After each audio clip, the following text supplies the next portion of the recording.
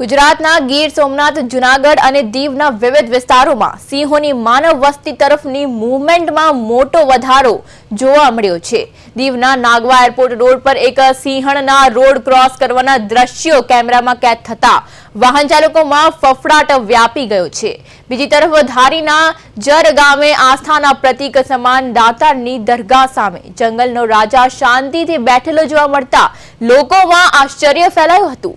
ઉનાના પાતાપુર ગામે પણ શિકારની શોધમાં આવેલી બે સિંહણોને એક બહાદુર પશુએ વળતો પ્રતિકાર આપીને ભગાડી દીધી હતી, જે સમગ્ર ઘટના સીસીટીવીમાં કેદ થઈ છે।